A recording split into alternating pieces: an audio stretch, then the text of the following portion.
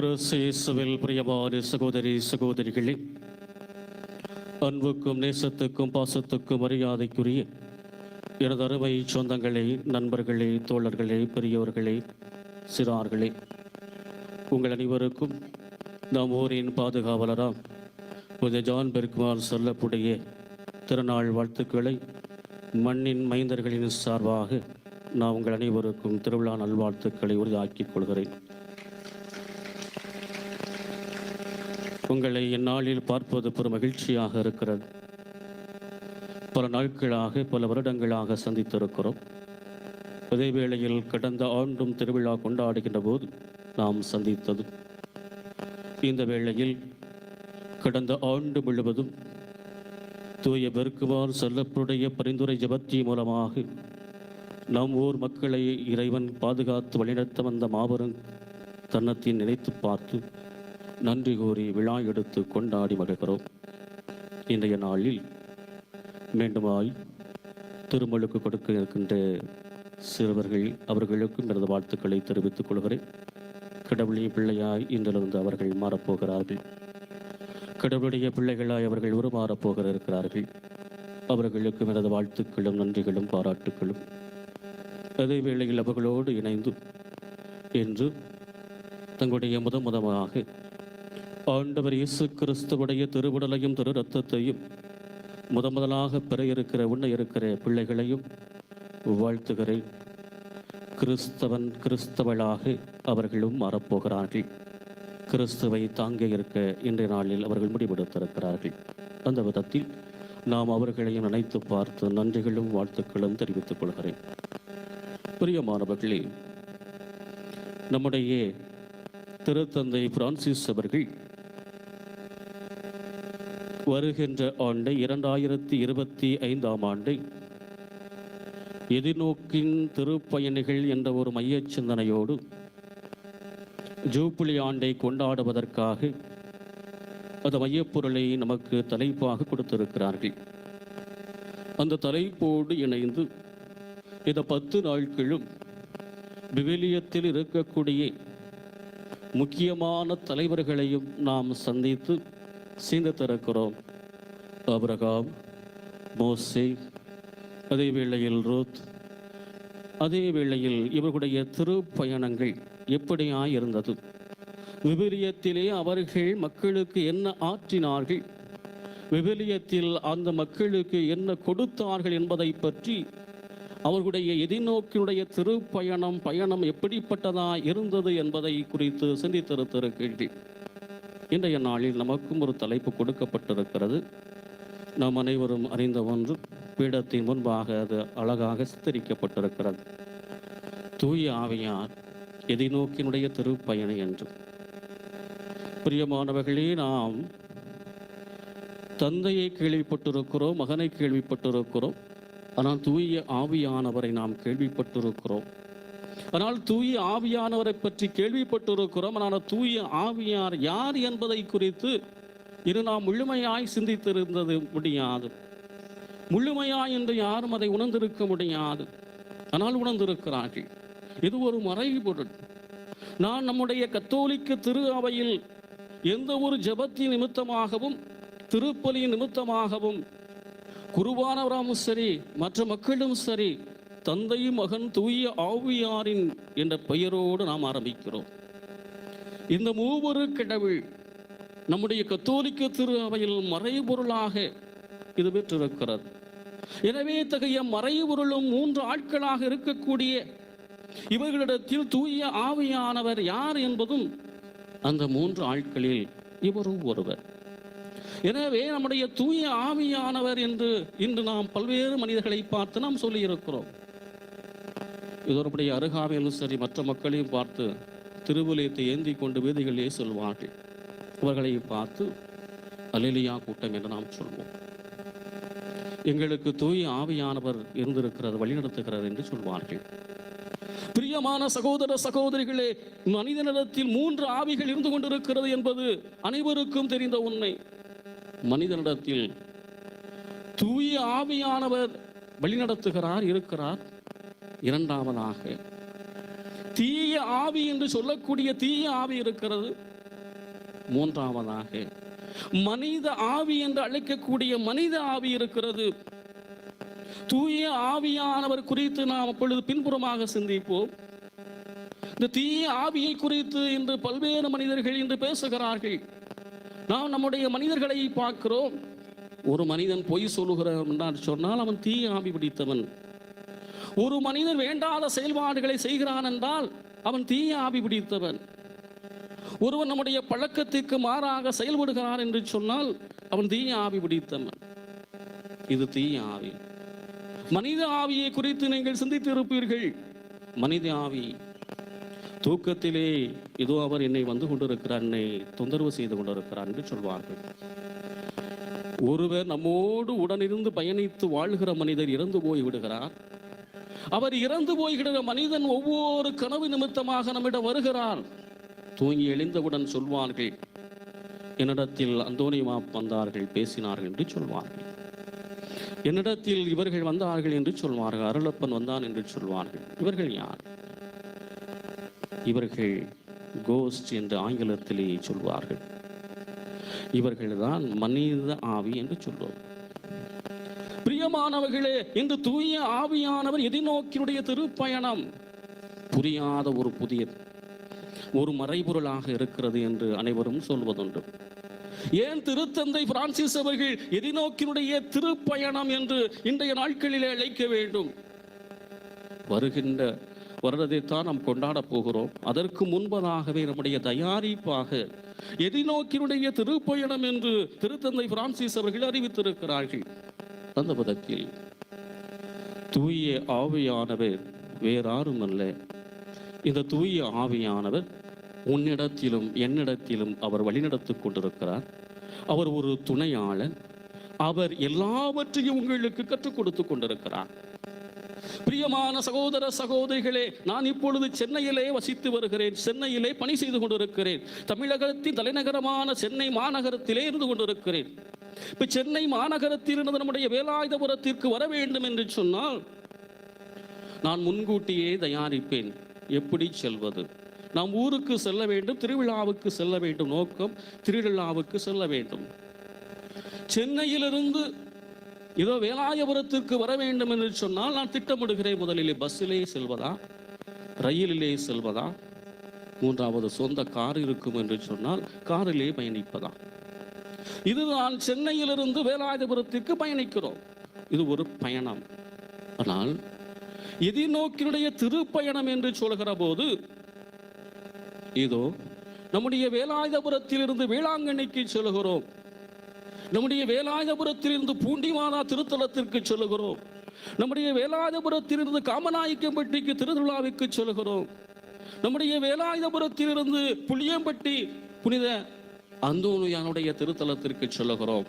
புனிதமயமாக ஏன் எதற்கு சொல்ல வேண்டும் என்று நாம் பார்க்கிற போது, நான் அந்த மாதாவை தரிசிக்க வேண்டும் அல்லது புனித அந்தோனியாரை தரிசிக்க வேண்டும், வேலாயுதபுரத்தில் வீற்றிருக்கிற புனித ஜான் பெருக்குமான் சரளப்பரை தரிசிக்க வேண்டும் என்பதற்காக இதோ அவரை வணிந்து வழங்கி வேண்டி தன்னுடைய வேண்டுதல்களை அவர்களுக்கு செலுத்துவதாக நாம் திருப்பயணமாக செல்கிறோமே, ஒரு நோக்கத்தோடு செல்கிறோமே.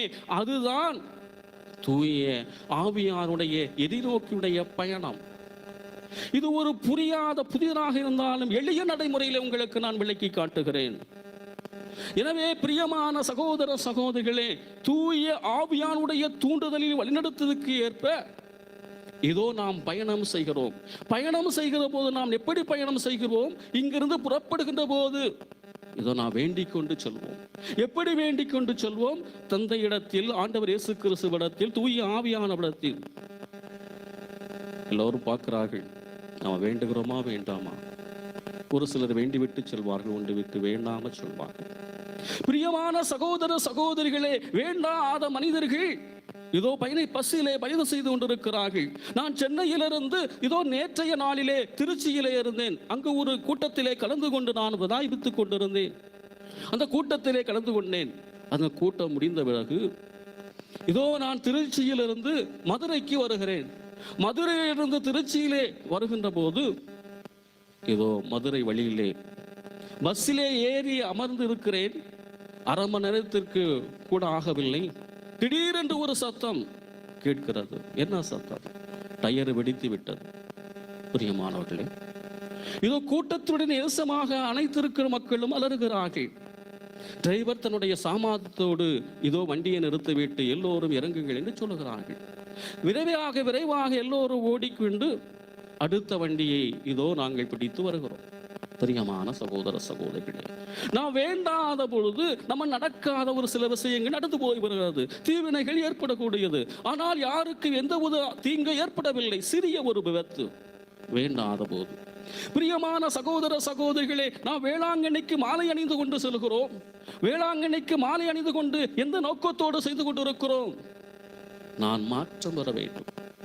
என்னுடைய தூய ஆவியானவர் என்னை வழிநடத்திக் கொண்டிருக்கிறார். நான் மாற்றம் கண்டு நான் வழிநடத்தப்பட வேண்டும் என்பதற்காக நான் வேளாங்கண்ணிக்கு திருத்தலத்திற்கு செல்கிறோம். பிரியமான சகோதர சகோதரிகளே, ஒருவரிடம் வந்தார். இதோ காவி வீடை உடைத்துக் கொண்டு, சாமி நான் மாலை போட வேண்டும் என்று சொன்னார். நான் அவரை மந்திரித்து மாலை போட்டேன். இதோ அவர் கூறுகிறார், ஃபாதர், நான் இதுவரைக்கும் இதோ குடியினுடைய நிமித்தமாகவே வாழ்ந்து வந்தேன். இந்த குடியை நிறுத்துவதற்காகவே நான் வேளாங்கண்ணிக்கு சொல்லுகிறேன். என்னை ஆசீர்வதியும், மாலை நீங்களே போடுங்கள் என்று சொன்னார்கள். பிரியமான சகோதர சகோதரிகளே, அவர் எடுத்துக்கூடிய முடிவு தூய ஆவியானுடைய எதிர்நோக்கினுடைய பயணம். தூய ஆவியானுடைய எதிர்நோக்கினுடைய பயணம். இவள் நாட்களாக வாழ்ந்த வாழ்வு அவர் நினைத்து கூட பார்க்கவில்லை. திடீரென்று அவர் வந்தார். திடீரென்று தான் நான் முடிவெடுத்தேன். அத்தகைய திடீரென்று முடிவெடுக்கக்கூடிய சூழ்நிலை இருந்து கொண்டிருக்கின்றேனே. இதுதான் தூய ஆவியானுடைய எதிர்நோக்கினுடைய பயணம். தூய ஆவியானவர் எப்படி யார் ரூபத்தை செய்யப்படாதது என்பது தூய ஆவியானவருடைய அத்தகைய மாபெரும் உண்மை சத்தியம். தூய ஆவியானவர் எல்லாவற்றையும் உங்களுக்கு இன்று கற்றுக் கொடுத்து கொண்டிருக்கிறார். அதைத்தான் நற்செயலை வாசிக்க கேட்டோம். தூய ஆவியானவர் எல்லாவற்றையும் நம்மிடத்தில் கற்றுக்கொண்டு கொடுத்துட்டு இருக்கிறார். எப்படி கற்றுக்கொண்டு கொடுத்துட்டு இருக்கிறார்? பல மொழிகளை பேசுவதற்கு. பிரியமான சகோதர சகோதரிகளே, இதோ 10ஆம் வகுப்பு 12ஆம் வகுப்பு பிள்ளைகள் தேர்வெழுத செல்கிறார்கள். தேர்வெழுத செல்வதற்கு முன்பாக இதோ கோவிலிலே வந்து ஒரு நிமிடம் வேண்டுகிறார்கள். நான் படித்த படிப்பு அனைத்தும் இதோ ஞாபகத்திற்கு வர வேண்டும். நான் படித்த படிப்பு அனைத்தும் ஞாபகத்திற்கு வர வேண்டும். தூய ஆவியை என்னை துணை செய்து என்னை வழிநடத்தும். இதோ செல்கிறார்கள், தேர்வறைக்கு செல்கிறார்கள், நல்ல முறையிலே தேர்வு எழுதுகிறார்கள், அதிக மதிப்பெண்களை பெறுகிறார்கள். இது எப்படி நடந்தது? படிப்பது அவருடைய கொடையாக இருந்தாலும் அவருடைய கடமையாக இருந்தாலும் கோவிலுக்கு சென்று தூய ஆவியானவரை அழைத்து விழித்து வேண்டுகிற போது இதோ அந்த தூய ஆவியானுடைய ரூபத்திலே அவர்களுக்கு அங்கே வாழ்வளிக்கிறது. ஞாபகம் எனக்கு வர வேண்டும், ஞாபக மறதி இதை எனக்கு இருந்தாலும் ஞாபகத்தை எனக்கு கொடு என்று வேண்டுகிறோம் அல்லவா? அதுதான் இந்த தூய ஆவியான நமக்கு கற்றுக் கொடுப்பது. பிரியமான சகோதர சகோதரிகளே, எனவேதான் விவிலியத்திலே நாம் வாசிக்கிறோம், பேதுரு அனைத்து மொழிகளிலும் அவர் கற்பித்தார், அனைத்து மொழிகளிலும் அவர் பேசினார். அவர் பேசிய போது கிட்டத்தட்ட 3000 மக்கள் மனமாறினார்கள் என்று விவிலியத்தில் எழுதப்பட்டிருக்கிறது. எதனால் இது குறித்து காட்டப்படுகிறது என்று சொன்னால், இது தூய ஆவியார் நிமித்தமாக பேதுருக்கு கொடுக்கப்பட்டுள்ள அருங்கொடை. எனவே அத்தகைய தூய ஆவியானவர் உங்களுக்கு துணையாளரை கொடுப்பார். தூய ஆவியானவர் உங்களுக்கு எல்லா மொழிகளையும் கற்றுக் கொடுப்பார். தூய ஆவியானவர் எப்படிப்பட்டவர் என்றால், அவர் உண்மையை நோக்கி உங்களை வழிநடத்துவார். நல்ல காரியங்களை பேச வேண்டும், நல்ல சிந்தனைகளை சொல்ல வேண்டும் என்று சொல்லக்கூடியவர் அவர். பிரியமான சகோதர சகோதரிகள், என்று பார்க்கிறோம், இந்த தமிழகம் முழுவதும் சரி, உலகம் முழுவதும் சரி, கலாச்சார சீரழிவுகள் நடைபெற்றுக் கொண்டிருக்கிறது. இந்த இளைஞர் இளம்பெண்களை சந்தித்துக் கொண்டிருக்கிறோம். சென்னை மாநகரில் நான் சந்தித்துக் கொண்டிருக்கிறேன். பல்வேறு மனிதர்களை நான் சந்தித்துக் கொண்டிருக்கிறேன். எப்படிப்பட்டவராக இருந்து கொண்டிருக்கிறார்கள்? கலாச்சாரம் என்ற பெயரிலே இதோ அவர்கள் பெண்களை இன்று சிகரெட் பிடித்துக் கொண்டிருக்கிறார்கள், பெண்களே இன்று குடித்துக் கொண்டிருக்கிறார்கள். காரணம் என்ன? கலாச்சார சீரழிவு நிமித்தமாகவே இத்தகைய கலாச்சாரத்துடைய சீரழிவு இன்று தமிழகத்திலும் சரி உலக நாடுகளையும் ஆட்டிப்படித்துக் கொண்டிருக்கிறது. தூய ஆவியானவர்கள் அவர்களிடத்தில் செயல்படாமல் தீய ஆவி அவர்களிடத்தில் செயல்படுவதை பார்க்கிறேன். இத்தகைய கலாச்சார மாற்ற பின்னணியில் கலாச்சார சீரழிவுகள் ஏற்படக்கூடிய சூழ்நிலையில் அவர்கள் மாற்றம் பெற வேண்டும் என்பதுதான். பிரியமான சகோதர சகோதரிகளே, அது மட்டுமல்ல, நம்முடைய தமிழகத்திலே பார்க்கிறோம், பல்வேறு சூழ்நிலைகளில் சண்டைகள், எங்கு பார்த்தாலும் அடிதடிகள், சண்டைகள். என்ன காரணம்? தான் இந்த சமூகத்தினுடைய உணர்நிலைக்கு வாழ வேண்டும் என்பதற்காக அடித்துக் கொள்ளப்படுகிறார்கள். இதெல்லாம் கலாச்சார சீரழிவுகள். தகைய கலாச்சார சீரழிவுகள் மனமாற்றத்தினுடைய சூழ்நிலை தான் வர வேண்டும். தூய ஆவியானவர் அவர்களுக்கு கொடுப்பார். அத்தகைய தூய ஆவியானுடைய எதிர்நோக்கினுடைய பயணமாகவே நாம் இன்று பயணப்பட வேண்டும். ஆம், அன்புக்குரிய சகோதர சகோதரிகளே, புனிதர்கள் எல்லாம் தூய ஆவியானுடைய வழிநடத்தினால் அவர்கள் திருப்பயணமாக பயணிக்கப்பட்டார்கள். தங்களுடைய சிறு வயதிலிருந்து இதோ நம்முடைய எல்லா சூழ்நிலைகள் அவர்கள் வளர்ந்து ஆளாக்கி இறைவன் மீது நம்பிக்கை கொண்டவர்களாய் இதோ தங்களுடைய புனிதர்கள் என்று உயர்த்தி அவர்கள் உயர்த்திருக்கிறார்கள் என்றால் அவர்களுடைய காரணம் என்ன? புனித ஜான் பெர்க்மான் நம்முடைய புனிதரை பார்க்கிறோம். சிறு வயதில் தங்களுடைய வாழ்வினுடைய எல்லா சூழ்நிலைகளும் கடவுளுக்கு அர்ப்பணித்து இதோ தன்னுடைய சூழ்நிலையில் இதோ பிள்ளைகளுடைய அத்தகைய மாபெரும் வளர்ச்சிகளை முன்னோக்கியவராக இதோ அவர் புனிதராக உயர்த்தப்பட்டு காரணம் என்ன? கோவிலுக்கு செல்கிறார், கோவிலே வேண்டுகிறார். அதே வேளையில் செய்வனவே திருந்த செய் என்று தன்னுடைய வாழ்விலே அவர் எடுத்துக்காட்டாய் அவர் சொல்லுகிறார். எனவே எந்த ஒரு காரியத்தையும் செய்ய வேண்டும் என்று சொன்னால் செய்வனவையோடு திருந்த அவர் செய்ய வேண்டும் என்று நம்முடைய ஊக்கப்படுத்துகிறார். எனவே பிரியமான சகோதர சகோதரிகளை நம்முடைய வாழ்வில் செய்வதையும் திருந்த செய்ய வேண்டும். கலாச்சார சீரழிவுகள் அது தம்முடைய வாழ்வில் மாற்றத்தோடு முன்வைக்க வேண்டும். அதே வேளையில் தூய ஆவியான நமக்கு எல்லாவற்றையும் கற்றுக் கொடுக்க வேண்டும். அத்தகைய சூழ்நிலை தான் இன்றைய இறை வார்த்தையினுடைய மையப்பொருளாக இன்றைய நாளில் இதோ நம்முடைய பிள்ளைகள் புது நன்மை எடுக்கக்கூடிய பிள்ளைகளுக்காக சொல்லுகிறேன். இதோ வானிலிருந்து இறங்கி வந்த வானக உணவு அது இயேசு அந்த திருவுடல் திரு ரத்தம். அதை நீங்கள் உங்களுடைய வாழ்விலே இப்பொழுது எந்த சூழ்நிலை நீங்கள் உண்ண இருக்கிறீர்களோ அதே வேளையில் கிறிஸ்து உங்களுடைய உள்ளத்திலே இன்றைய நாளிலே வரப்போகிறார். அத்தகைய கிறிஸ்து உங்களுடைய உள்ளத்திலே வரப்போகிறார். அத்தகைய கிறிஸ்து உங்களுடைய உள்ளத்தில் மாற்றத்தை உருவாக்க கொள்ள வேண்டும். ஏனெனில் நீங்கள் இவ்வளவு நாட்களாக கோவிலுக்கு செல்லாமல் இருந்திருக்கலாம், இவ்வளவு நாட்களாக நீங்கள் ஒழுங்காக படிக்காமல் இருந்திருக்கலாம், இவ்வளவு நாட்களாக உங்களுக்கு ஆசிரியர் பெருமக்கள் உங்களுக்கு சொல்லிக் கொடுத்து கொண்டிருக்கிற அந்த ஹோம்வொர்க்கை ஒழுங்காக நீங்கள் நிறைவேற்றி இருக்கலாம். ஆனால் இவற்றிலிருந்து நீங்கள் மாற வேண்டும் என்று சொன்னால் நன்றாக படிக்க வேண்டும், கோவிலுக்கு செல்ல வேண்டும், தங்களுடைய அன்றாட கடமைகள் நிறைவேற்ற வேண்டும், பெற்றோர்களை மதிக்க வேண்டும். இத்தகைய சூழ்நிலையை நீங்கள் வாழுகிற போது நீங்களும் தூய ஆவியினுடைய எதிர்நோக்கினுடைய பயணிகளாக நீங்கள் இருந்து கொண்டிருக்கிறீர்கள். ஆகவே எனதருமை சகோதர சகோதரிகளே, புதுநன்மை எடுக்கக்கூடிய பிள்ளைகள் நீங்களும் இதோ நீங்கள் தூய ஆவியானுடைய எதிர்நோக்கினுடைய திருப்பயணிகளாக நீங்கள் வாழ வேண்டும். கிறிஸ்துவில் உங்களில் உருமாற்ற வேண்டும். தூய ஆவியினுடைய கனிகள் உங்களுக்கு இன்றைய நாளிலே கொடுக்கப்படுகிறது. தூய ஆவியினுடைய கனிகள் என்பது என்ன என்று நமக்கு தெரியும். அன்பு, மகிழ்ச்சி, பொறுமை, சாந்தம், அமைதி, இவையெல்லாம் தூய ஆவியினுடைய கனிகள். அதே வேளையில் தூய ஆவியினுடைய கொடைகளும் நமக்கு வழங்கப்பட்டிருக்கிறது. அத்தகைய தூய ஆவியினுடைய கொடைகள் நமக்கு வழங்கப்பட்டு கொண்டிருக்கிறது என்று சொன்னால் அத்தகைய கொடைகளோடு நாம் இன்றைய சூழ்நிலையில் வாழ்ந்து கொண்டிருக்கிறோம் என்பது மிக மிக பெரிய கேள்விக்குறியாக இருக்கிறது. எனவே இன்றைய நாளிலே நம்முடைய திருவிழா நாட்களில் மட்டுமல்ல, இதோ ஒவ்வொரு ஞாயிற்றுக்கிழமைகளிலும் அதே வேளையில் நாம் வாழுகிற இத்தகைய கத்தோலிக்க திருச்சபையில் எடுக்கக்கூடிய ஒவ்வொரு முடிவுகளிலும் ஆண்டவர் இயேசு கிறிஸ்து நம்மோடு உடன் இருக்கிறார், நம்மை வழிநடத்திக் கொண்டிருக்கிறார். தூய ஆவியானுடைய எல்லா சூழல்களையும் நாம் வேண்டி இதோ வணங்கி நாம் பொருத்தனைகளை செய்து இதோ நமக்கு தேவையான வரங்களையும் கனிகளையும் நாம் பெற்று தொடர்ந்து இந்த தூய பெருக்குமான் சரளப்புடைய பரிந்துரை ஜபத்தின் மூலமாக நம் அனைவரையும் நிறைவாய் ஆசீர்வதிக்கட்டும். அதே வேளையில் நாம் ஒவ்வொரு நாளும் பயணிக்கிற ஒவ்வொரு சூழ்நிலையிலும் இந்த தூய ஆவியனுடைய வழிநடத்தினால் இந்த புனிதர் இதோ இந்த தூய ஆவியானிடத்தில் கேட்டு நாம் கேட்கிற அனைத்து நல்ல காரியங்களையும் தொடர்ந்து நிறைவேற்றி கொடுக்க எல்லாவல்ல இறைவன் இந்நாளிலே நமக்கு முடிவு செய்வாராக. தந்தை, மகன், தூய ஆவியார் உங்கள் அனைவரையும் நிறைவாய் வளமாய் ஆசீர்வதிக்கட்டும். ஆமென்.